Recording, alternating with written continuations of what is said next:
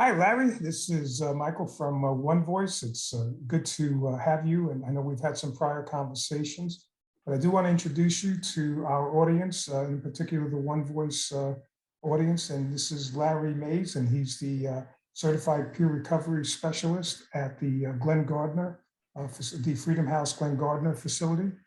And Larry's willingly going to share some of his recovery, his journey, his testimony. So, Larry, with that introduction, if I can turn that over to you, and we'll see if we have some interaction during your testimony.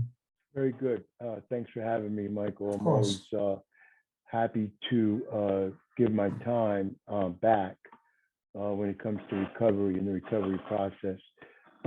Being someone in recovery myself, I know that this part of my journey is very fulfilling.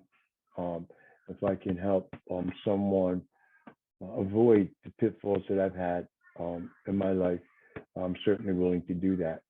But a real quick, short synopsis about myself, and then if you want to have question answer, that's fine.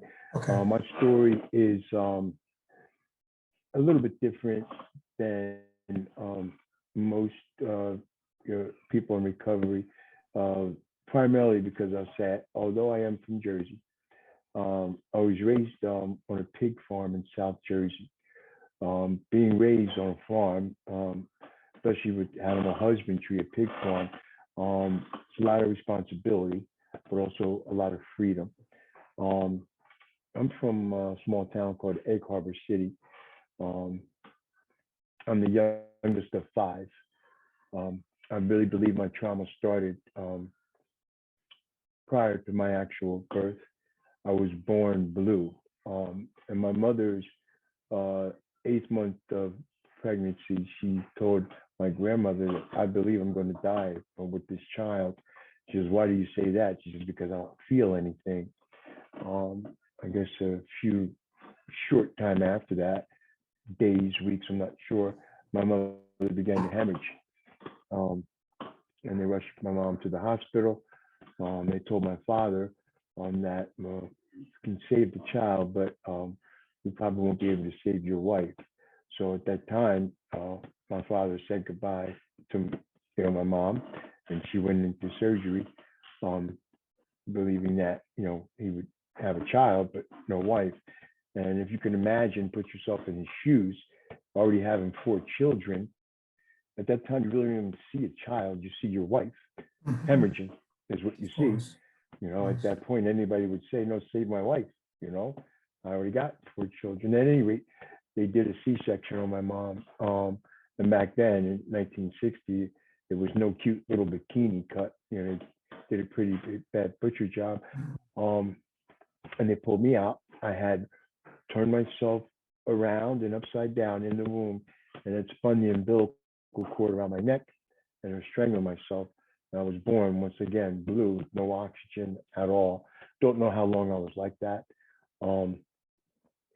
I do know that I didn't speak. My mother told me until I was 3. Now, I tell that story not because I remember it happening, but if the theory is correct that what a mother experiences while carrying the child experiences the trauma, right? Then obviously I have childhood trauma. But I always felt like my father, for the first 12 years of my life, had a major resentment against me. And I see that because I sensed it, because as you can imagine, because it was such a traumatic birth, and my mother thought she was going to die, the joy that she had that she was alive and her baby was saved, right? But on the other hand, my father, seeing what she went through, and then the scar reminding him what I put her through, right? Had a resentment. And as you can imagine, every Thanksgiving, every Christmas, every New Year's, every Easter, every time new people were introduced to our family, my mother told the story again and again, and my father had to hear it again and again. And this one is my baby. Oh my God, let me tell you about him. I almost died with this one, right? And my father, "Oh, here we go with this one again." So that's why I know the story so well, because once again, because my mother went through that and we made it, she dawdled over me my entire life, right, as a youngster. And of course, no man wants to see his son pampered like a little girl, right? So you Harry, see the let me interrupt just a second. How about the siblings? Was there, again, just briefly, was there any resentment from your siblings, your four um siblings? I don't believe there was resentment per se, Right, but they certainly, I had the same type feedback that the youngest sibling always gets.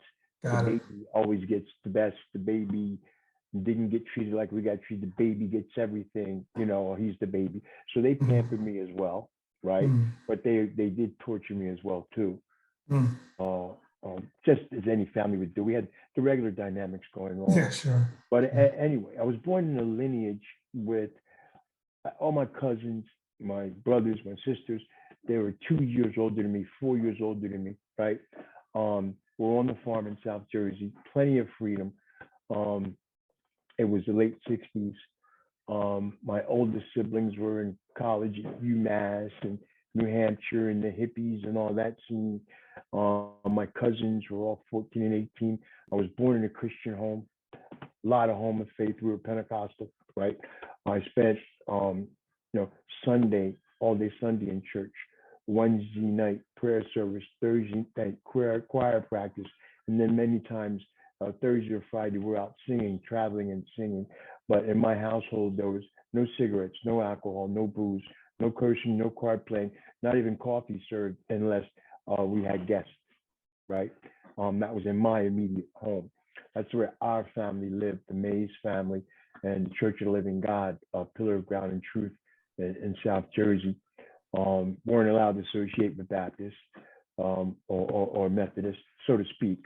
We just associated with our church family, Church of the Living God, wherever they were. Once in a while, we would do ecumenical services. Were not big back then. Everybody kind of stayed together, right? But the whole smoking and drinking thing prohibited. If we did it behind closed doors. Long story short, and I share this for all the men out there and for my daughter, who I love dearly. I promised her that this time in recovery, I would be totally candid and truthful. I've been in recovery multiple times. 4 years ago, my daughter asked me what would be different this time. I told her this time I'm going to take full participation. She may have thought that, I didn't go to groups, or I didn't talk to my counselor, or maybe I, didn't keep a job or stay on a job. It wasn't it. Until 4 years ago, I never shared that as a young boy, I was sexually molested.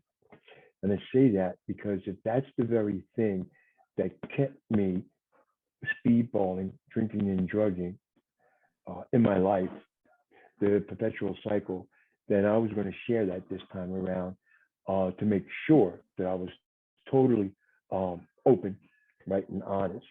And I share that for the men out there who also have been sexually molested, but have not gained the strength to to share that. Each time I share it, I get a little bit more freedom. I get a little more power and a little more confidence. Um, Definitely was a product of the fact that I was younger than all my siblings and extended family. So I want to hang out with the big boys and the big kids and do everything they were doing. Ergo, that's what happens when you want to hang out with the big boys, right? 4 years is not a big difference when you're 25, right?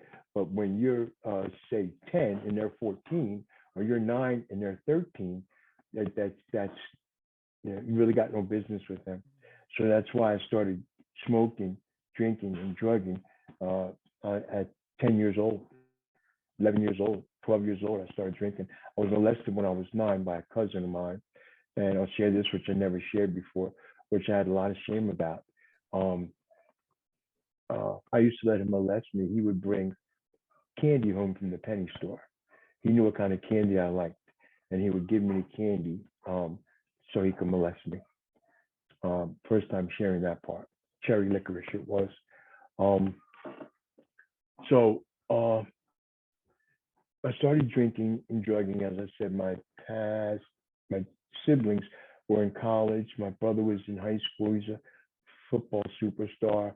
It's 1968, 70 now. They're all smoking pot, things of that nature. I'm hanging out with the high school kids. I'm in seventh grade, and I started getting high, drinking and drugging at seventh grade. Um, I went on to continue to drink alcoholically from the time I was 14. Drinking age was 18. Egg Harbor City, when I say my story is a little different, Egg Harbor City's municipality, it's in Atlantic County, one of the only counties where 24-hour liquor license are in play. Same as Atlantic County where the casinos are. But in Egg Harbor City, right offshore from Atlantic City, not only do we have a 24-hour liquor license, we also had nude bars, nude dancing. Small Germantown, right? The bars never closed. There was always a bar open, one or two. Old Germantown, the German construction workers, farmers, all industrial guys drank functionally. They drank beer at 7 o'clock in the morning and the bar, went to work. And the same guys would come back at 4 or 5 o'clock and continue with their beer. And that's the way I grew up. With the church, a double life. By the time I was 14, a freshman in high school, one of my friends who was a senior, his family owned a bar in town. He was a bartender on Thursday nights. So I go in there on Thursday nights, we're drinking, because I was 14 in the town. They served minors, no problem. And that's the way Carver City was. When I say I drank alcoholically, we actually lived or tried to live what the songwriters were saying. Foreigner, Double Vision, the smell of death surrounds you, whiskey bottles, brand new cars, oak tree in my way. We had all kinds of names for it. We drunk to get ossified, obliviated, twisted, tilted, lit. The list goes on and on. Every night for about 4 years, I threw my guts up like you couldn't imagine. Like my testicles were going to come out of my mouth, right? And my father would always tell me, I'm telling you, your stomach is just like mine. If you can't drink, leave the stuff alone. But I didn't listen. In a matter of 3 to 4 years, I had managed to mold myself into a pretty good alcoholic. I could drink enormous amounts, stomach it, and still function like I wasn't even drinking. Senior year in high school, I got caught smoking weed outside the building, and I blew a football scholarship. Went to college anyway, and I managed to get a 4-year degree. I was high every day, though. High every day, drunk every weekend. One funny thing happened, though. By the time I was a senior, around junior year of college, all the things that you read about marijuana, all the side effects, what will happen, began to come true. The paranoia was so intense because I was a chronic smoker for, at that point, it would have been 8 years, chronic smoker. The paranoia was such that once I got high, I didn't want to be high anymore. I thought everybody was looking at me. I could barely walk across campus. I was like paralyzed because all those things were coming. Visine didn't work anymore. After using it for 8 years, your eyes bloodshot red, you use a little Visine, that stopped working. So there's no way to hide it. People could look and say, man, that guy's ripped. And I was. I came home after college. My parents felt I was costing them too much money. I didn't have the balls to tell my mom and dad I'm going to try to make a life here in Baltimore. So I came back home to South Jersey. Casinos opened up. I got a job, and I continued drinking and drugging. But while I was down there in Baltimore in 1982, I was introduced to freebase and cocaine. I don't know if you remember the Richard Pryor era. So when we take powder cocaine, we'll cook it up with some baking soda, turn it into the rock form, and smoke. I began to freebase coke all through the 80s. Began to get consequences from drinking and driving. A real alcoholic. I got caught drinking and driving. I got smart. I said, you know what? I'm not going to take that way home anymore. I'll take another way. Got another DWI. I said, you know what? I got this. I'm not going to drive that car anymore. I'm going to get a truck. Got another DWI. Got another DWI. I said, you know what? I'm going to move closer to the city, so I don't drive back and forth. But nevertheless, I still had to go on shore or offshore to see my parents on the weekend in casinos after 11 o'clock. Everybody had cocktails in because they were pumping booze down your throat, right? Third DWI. So that led me to jail time and work release and all those sorts of consequences, because my sister worked for the Board of Health in Atlantic City. I was supposed to go away to a 30-day program, but because she knew and worked for the Board of Health, they let me stay at detox for a month, as opposed to going away to a real program. At that detox, I learned how to get high in a way that I never experienced before, and that would be IV drug use. So by 1986, I started using my father's diabetic needles because freebasing cocaine, it caused a lot of odor in the house, and it was a lot of work and a lot of tasks. But the IV drug use, you just mix a little up, inject it, and you're gone, right? Whole new world when you begin to use IV drug use. I amassed about 5 DWIs over the course of time.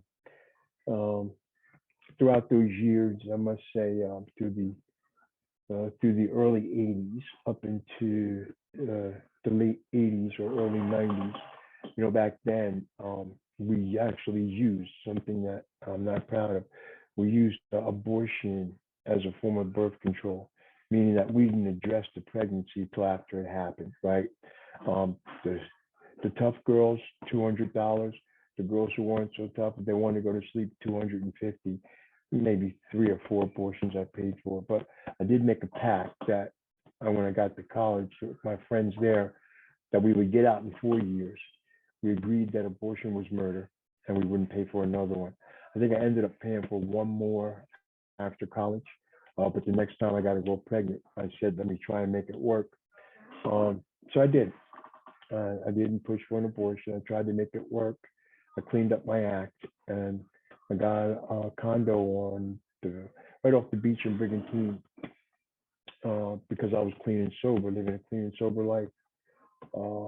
Then she got pregnant again. So because we were having a boy, we had to have 2 separate bedrooms. So, and then I bought a house, my first purchase off the golf course because I was living clean and sober. But once I went to settlement, I began to delve again into drinking and drugging. Little did I know she was preparing to leave the whole time because she was tired of me going back and forth, in and out, running the streets of Atlantic City. When she left and I went home and got high in Brigantine, I couldn't bear the deafening sound of the silence because I got that house for me, the 2 kids, and her. So instead of staying in that house, I rented a room in the projects in a shooting gallery in Atlantic City. And in that shooting gallery, I learned all the hustles in the 13 casinos that all the criminals were doing. They used to do something called books, which meant pocketbooks. They worked in teams. And one person would distract the slot player, distract them, while the other person would come over here and take the bag for their books. And I learned casinos where I became a bill claimer, where I just go up to a slot machine and I would ring the bell and tell the attendant, I put XYZ in the slot machine. It's not giving my coins. And they give you the money because they believe people, right? Make a note of which machines I stopped at out of the 13 casinos. Go wait to the next shift. They'll open up the machine and look at the book, and they'll say, "Oh yeah, we see there is a problem with this machine." They didn't know it was me 8 hours ago who claimed that there was a problem with the machine. Because I worked food and beverage, I actually knew the back of the house very well.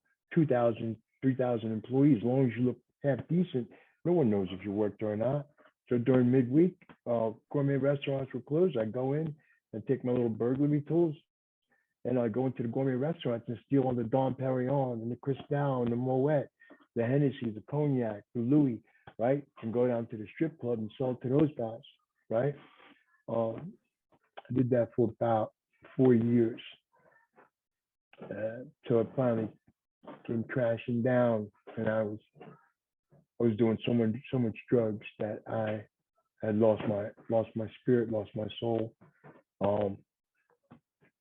Basically bankrupt.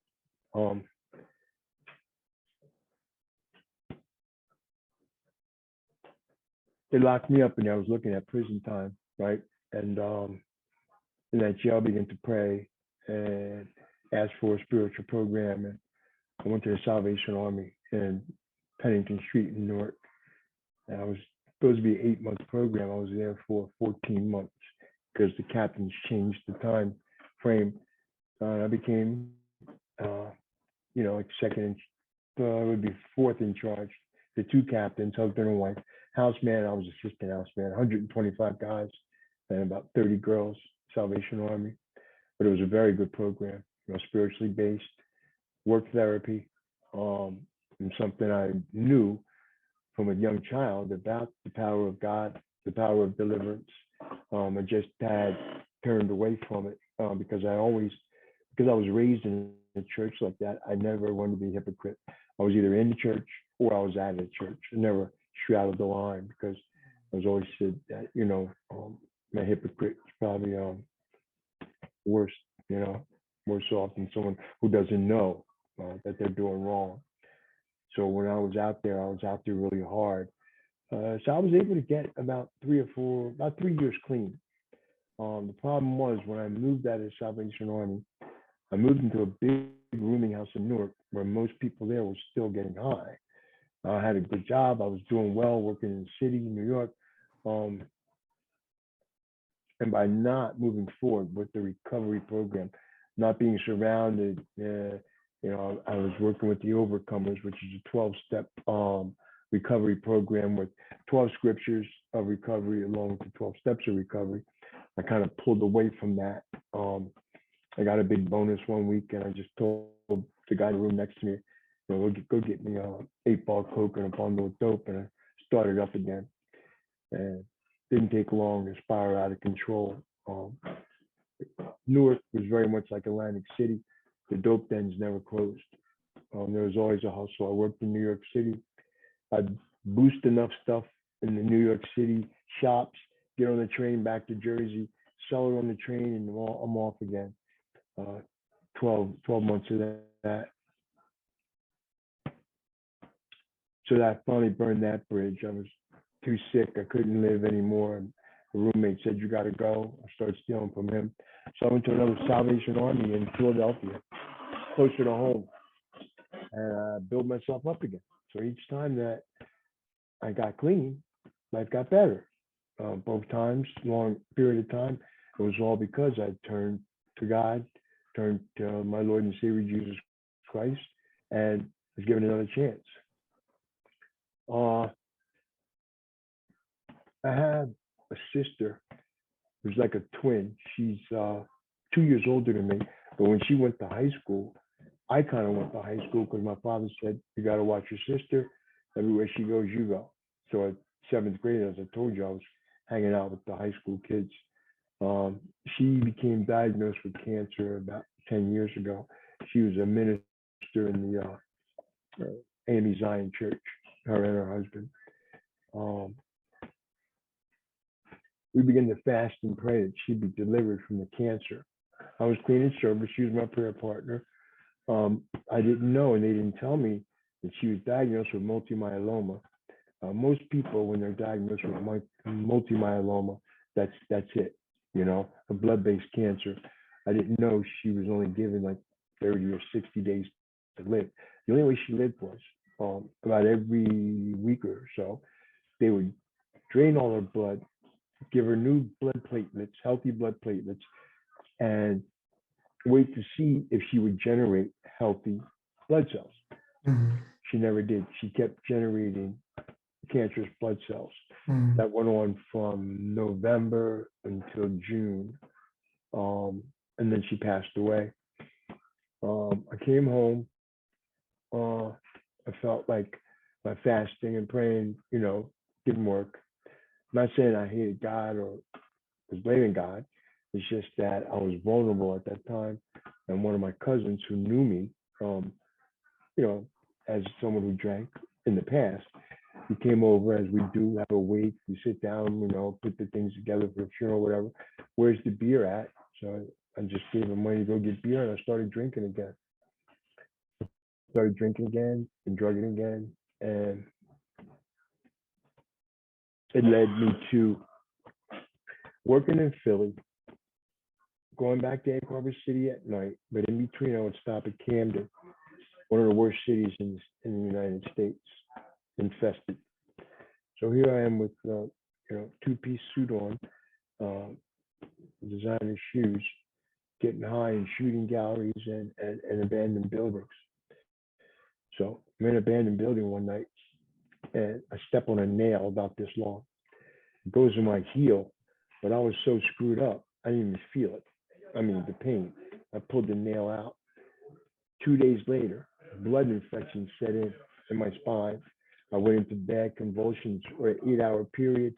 They shipped me to the hospital. They said, we're going to give you this vancomycin. You got an infection. There's a chance you might have to do surgery if the antibiotic doesn't work. So let us know. We got a surgery team ready. If at any time during the night you can't move your hands, call the nurse, let her know. We'll get you right down to surgery. I was about to be paralyzed from, I guess, the waist up. So sure enough, by 11 o'clock, I said, nurse, I can't feel my hands. So they shipped me down to surgery, opened me up, and did something called, I think it's called a discectomy, where they took out the 2 discs, cleaned out the infection, put the bolts in, and then the next night they shipped me down again, opened up this side, and put the cap on the other side of the, spinal fusion it was. And it saved me from being paralyzed. I had to go through physical rehab to learn how to walk again, use my hands and arms again for 4 months while I had the IV drip. I did that for 4 months, and my daughter's, standing over me. Going to be clean and sober this time now, right? Nah, I wasn't home for a week before I started smoking coke and drinking again. Wasn't enough. So wasn't enough. Over the course of that year, a small tumor developed on the original surgery site, and the pain was greater than the initial pain that I felt when I had the first issue. It was a tumor pressing on the nerve. They had to go back in, and this time they had to do a laminectomy, same spot. They had to cut out bone and the tumor. I went back to the same rehab for 4 more months, a year later. When you have the IV drip, you have the bag going in. They change the bag maybe 3 times a day. Each time they change the bag, they have to flush the IV, right? Or the saline, About a month in, I'm saying, I'm not getting any better. The pain is still here. Matter of fact, I keep spiking fevers back and forth, giving me medicine for the fever, whatever was going on. So they rushed me to the hospital. Oh no, I went to an appointment with infectious disease doctor because the infection I had. And I told them all my symptoms. And they said they wrote a scathing letter. The next time this man has a fever over 100, 102, get him to the hospital, which they did. They tracked what was happening because other incidents were happening the same way throughout the East Coast. They were flushing my IV bag with a saline solution contaminated with some sort of horse manure bacteria that came from a company called Narcissus. You can look it up. They're still in Texas. They were pushing out supposed to be pure water. It was contaminated with this bacteria that comes from horse manure. Unbelievable. Brutal pain. So I do the 4 months there, I get better, and couldn't go back to work. Depression set in. By now, because of my spinal issues, they got me on oxycodone, Percocet, Rococet, which is short acting, fentanyl patch, 25 mcg fentanyl patch, and for a period of time, a little morphine tablet for long acting. So I was doing a huge amount of opioids while I was smoking coke, right? Because once I get these prescribed, people in the street love them, and I would sell half of them for coke. Got really depressed. My brother said, "You can't stay here like this. You either got to get help or get out." So I attempted to get help. I started making calls. Depression was setting in really great. I devised a plan on how I was going to kill myself. Started having suicidal ideations. Had a plan. I was either going to take my whole script the next time it came, or walk in front of a truck. One day, I walked out on our property in South Jersey and stood on our road. We live near an industrial park, so we have a lot of heavy freight trucks coming down to the industrial park. So I stood out there for about 20 minutes on the side of that road, waiting for something big enough to come down to step in front of it. Nothing did. A guy rode by who knew my cousin who had passed away earlier. We lived near a cemetery, and that shook me out of my moment and pulled me into a moment of clarity. I said, "What am I doing?" So I walked in the house. I took a couple nerve pills and made some more calls, and decided to go ahead and try and get my own place in Atlantic City, get some outpatient help.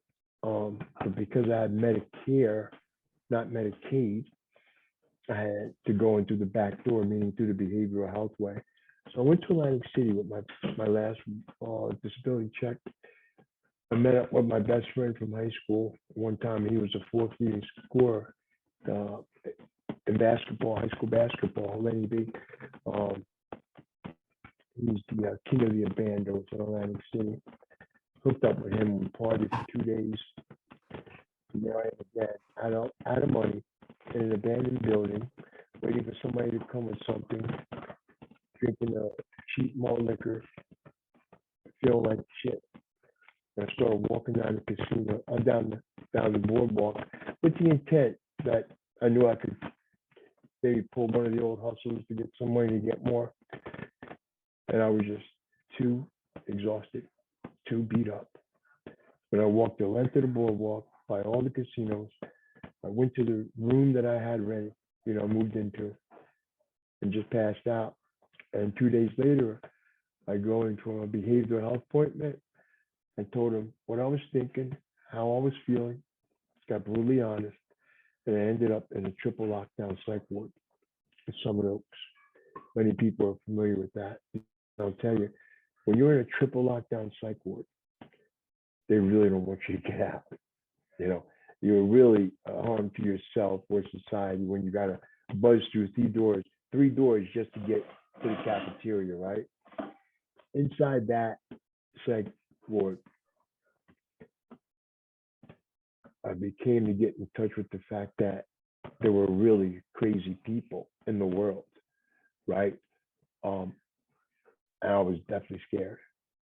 Hearing things, seeing things, that was going on. People shrieks and seizures and people talking to themselves. People were really mentally ill with drug problems, right? As it turned out, I wasn't crazy. I was just drunk and high, right? The more sober I got, the more scared I got because I don't belong here, right? At that point, I started praying to get in touch with my higher power. And at that point, I don't know if it was some of the psych meds they gave me to calm me down, or if it was actually intervention. Either way, I began having what I call confrontational dreams. Every night, I was fighting someone else in a dream. Every night, I was fighting someone else in a dream from my childhood. And every person I had wronged, I began to dream about them. Throughout this time of prayer, there's 28 days. Um, I stopped a guy from stabbing a nurse with, he had no belts, nothing you could hurt yourself with, nothing, no sharp objects. Everybody was monitored closely. So they do this thing called therapeutic art, right? Where you take coloring pencils and you stay between the lines, things like that. This one kid made sure the pencils were sharpened up real good. And he grabbed all like 36 pencils in his hand like this. And he struck out at a nurse who was going to try to stab her in her neck. I grabbed the guy, and then they shot him up with some stuff that, needless to say, that guy didn't come out of his room for 3 days. When he did, he was a zombie. Never had a problem out of him again. But I saw a girl had 8 grandma seizures in a row. I heard all sorts of horrible stories. But I knew the more sober I got that, hey, where I was headed if I continued. So after 28 days, and 40 years of drinking and drugging, 40 plus years, I can't go home yet. My family's not going to say, okay, he's better now. I know I'm not better now. So the only place I could find was in Central Florida. And my brother said, well, you're not going to be there forever. We're not going to leave you down there. Do what you have to do. And I caught the bus to Central Florida. 38 hours on a Greyhound bus, right?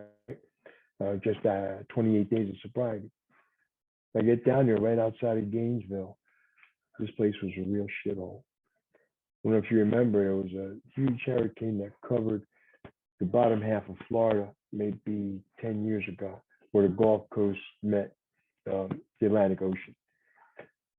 They had taken an old dilapidated motel, put some paint on it, put a kitchen on the back, and they called it a rehab. It was a homeless shelter, right? 4 recovery books. I was in a motel room about the size of this area behind me, right? With 4 other guys. There was 5 of us in there. The smell of their feet alone was enough to kill you, right? Unbelievable. I didn't know why God had me there. The place was inundated with black mold behind all the walls and all the air conditioners. 70% of the people there had to go to the hospital for respiratory illness, 2 and 3, maybe 2 weeks at a time, to purge the lungs of the black mold. There was a bar right next door. There was one behavioral health tech for 65 co-ed people. These people are screwing behind the trash dumpsters. They're doing it in the library. They're sneaking out their rooms at night to the bar next door. Drugs are coming in, but I was so scared about what happened at Summit Oaks and what was happening in my life. I didn't use. I continued to pray and read and pray and read. I knew I was changing when about 3 weeks before I completed the program, a rehab whore came into my room. And she says, can't you, get rid of your roommate and, we can do whatever, whatever. When she came in the room and offered herself to me, my stomach flipped as if I had just did a bag of dope. I pushed her out of the room. 4 months before that, I would have never done that. I was dying to do the same thing everybody else was doing. It was a free-for-all, right? I pushed her out of the room. Thank God I did. 48 hours later, the sheriffs were there, right? The whole building was in lockdown. She had accused a guy of molesting her in the library. Now, this chick had been with 6, 7, 8, 9 guys in the building. But once the word got out, then she started she had to accuse someone, because they were going to kick her out. I just thank God they didn't have to interrogate me because of the choice I made that day. I pushed her out of the room. I complete the program. I was waiting for a bed up here at Freedom House. I said, there's a bed open. I make the trip back up. But I had to go through New York City with money and I guess 3 or 4 months clean. Part of my story was I used to get high in New York City. Harlem, you know. So it was a very frightening journey coming up, but I stuck it out. I didn't use. I went to Freedom House and I kept doing what I had to do to get better. And that was almost 4 years ago. Today, I'm a certified peer recovery specialist. I have all my hours in to be a certified drug and alcohol counselor. I got about 2 months left of classes. Then I'll be sitting for the oral test and the written test. I have a DCA license to manage this recovery house where I have 9 men licensed in the state of New Jersey for that. My life is full today. I'm not saying that it's beyond my wildest dreams. The only dream is that, go figure, I'm a drug and alcohol counselor, but when you think about it, what do I know more about? There's nothing. I know a hell of a lot about drug and alcohol. So I'm helping people. I'm saving lives in Phillipsburg today. And I'm trying to be the best person I can. But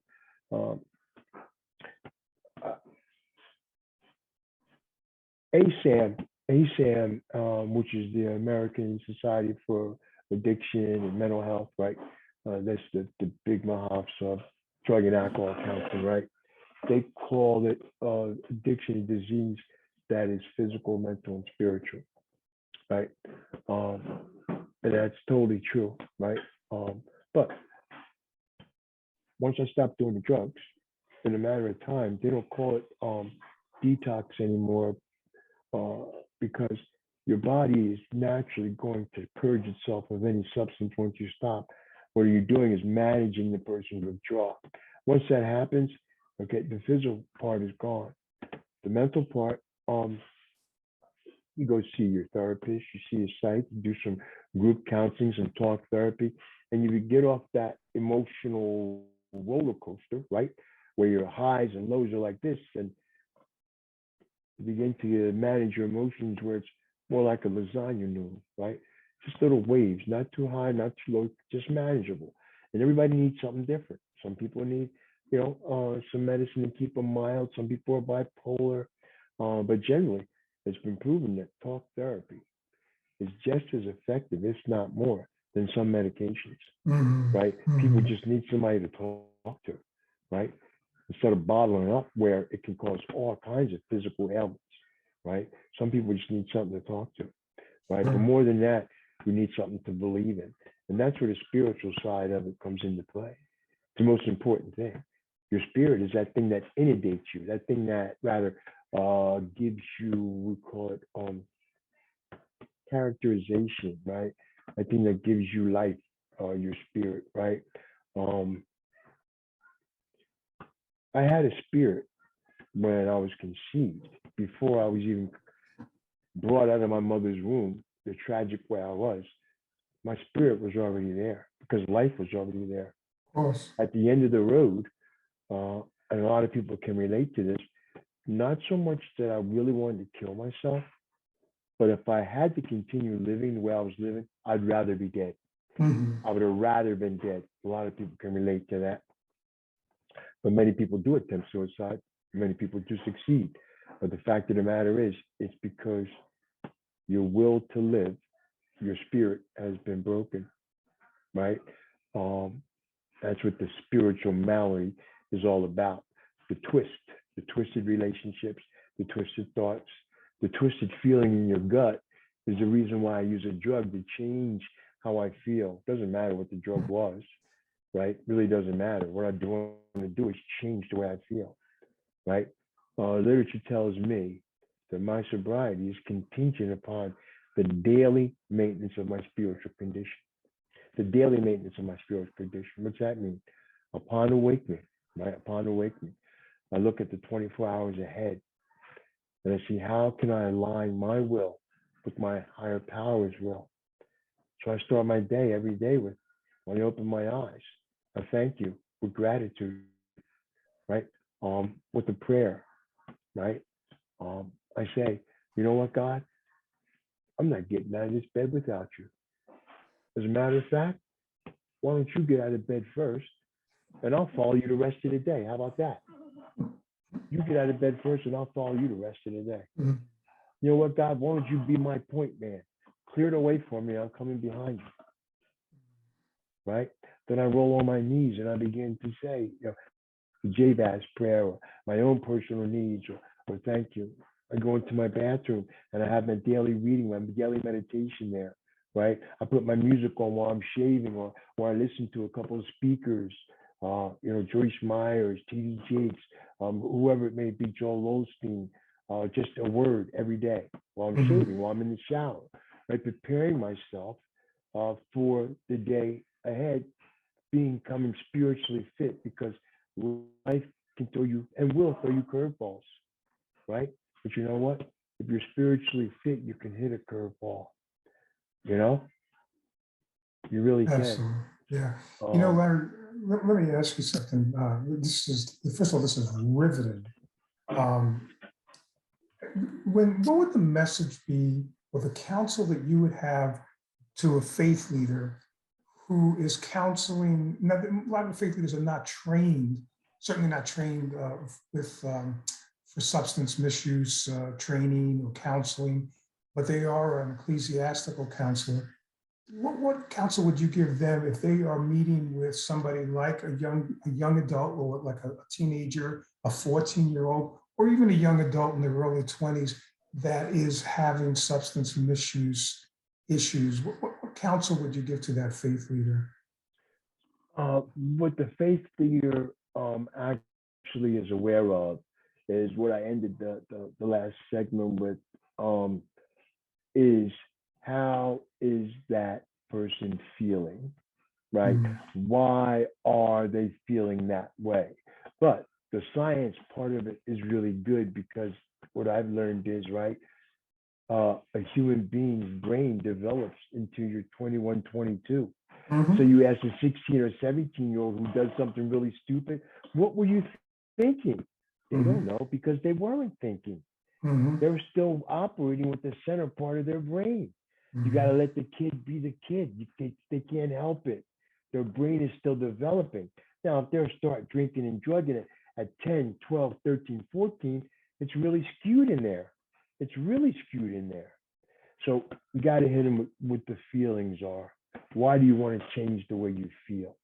And you got to bring them back to before they first use a drink or a drug.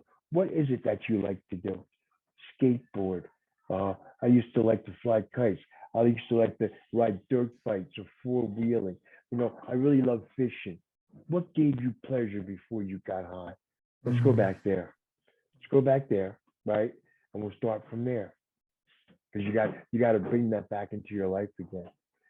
When people start using drugs like heroin and methamphetamine, no human being is meant to feel that sort of endorphin rush. mhm, You can't match it. You mhm, can't match it. So you got to take them back. They got to mhm. be purged of the drug, which could take up to 2 years when we're talking methamphetamine. You're not meant because it's man-made and chemical, right? Yeah, Like sure. in that quantity, that strength, you're not meant to ever feel that. Where you would Right. pass up sex, right? You pass up sex to go shoot a bag or meth. Yeah, why? Because of the rush, the feeling.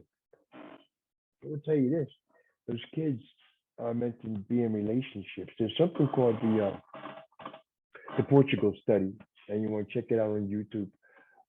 TED Talk, excuse me, TED Talk, the Portugal study, and uh, you talk about the rat, right, in the cage by himself. He has the drugs and the water and the food, and that rat in that cage by himself will take that drug over and over and over again. Won't eat, won't drink until he dies. Mm, Take the same rat and put him in a cage with the drugs, the water, and the food. But you put a little pond in there, you put a ball in there, you put a spinning wheel in there, right? You put some other rats in there, some male, some female rats in there. You make it like Rat Utopia. That rat very rarely mm, takes the drug. He congregates with other rats. He plays on the Ferris wheel. He has sex and procreates, right? Why? Because all of his needs are being met. He doesn't want to be felt out of sort. That drug takes you out of sorts. No one really wants to feel that way if they have what they need. So in Portugal, you know what they do? they decriminalized all drugs about 20 years ago. Instead of spending money on the penal system, they reward people for staying clean and sober. You get social services the longer you stay clean, right? They give them a place to live. After a couple of years, they give them a car. A couple more years, they give them a house. As long as you stay clean and sober. Their OD rate dropped in half in a matter of years when they decriminalized everything and started putting money into making the person with nothing feel good about themselves, but rewarding them for doing their part. No, I am so glad you actually mentioned that. That's a great recommendation. I think everyone that's watching this should look at that. It was a TED Talk, you said? TED Talk, the Portugal study, yeah. Oh my gosh, I need to work on that. I need to look at that too. Yeah, and it's only now that America's kind of getting into it with this recovery court thing, right? Hey, listen, let's face it, there was no recovery court 20 years ago. As long as dope, and coke was in the ghetto, in the hood, right? In the urban areas, it was fine. But what Purdue Pharma did with the opioid epidemic, the Oxycontin, when mainstream America started getting addicted to Percocet and then to heroin and now fentanyl, they said, wait, we got to do something, right? So they create recovery court to keep them out of jail. Now they realize we can't lock them up. Treatment's the way, not incarceration. One other thing, and I think I want you to, if you don't mind giving a shout out, because you mentioned the Salvation Army twice, in your recovery journey. Is there a shout out you want to give to the Salvation Army? No, without a doubt. I didn't even know Salvation Army was a church until I got involved. I thought they were like just the Red Cross. Right. But little did I know, I think it's John Booth, I think his name was, who was a recovering alcoholic, I believe. Okay. But that regiment of work, prayer, and getting in touch with the word, right, of God, right, because you're there, I can't say enough about it, but I knew that from a child because being at a Pentecostal church, I saw uncles and aunts get delivered from alcohol, from drugs, right? Just by doing what the word says. The word can't lie, right? The word does not lie. I do like to believe that everyone has to find their own way. Religion, all right, is man-made. Spirituality is God-given, right? You follow whatever religion, what region of the world you live in, right? But things of the spirit, spirituality are the same no matter where you are, right? Love, self-control, patience, kindness, all those things, right? Joy, all those things are the same no matter where you are in the world, right? Religion can be, a channel to a spirituality, to a spiritual experience. The book AA will tell you it's threaded with all sorts of faith-based ideas, many from, the Oxford Foundation, which was a stringent religious Christian organization, okay? So the word of God stands. But the Salvation Army, the work that they do, and the work that they've done in my life, and the structure, right, and the regiment really frees a lot of people. They never turn anyone away. And it's free. Yeah, no, absolutely. Yeah. Larry, I got to tell you, you've touched my heart. This has been a riveting. I think we've been on for about 45 minutes. This has been riveting. But I'm so glad that you're here. I'm so glad that you're here. And so, God bless you and you continue in your journey.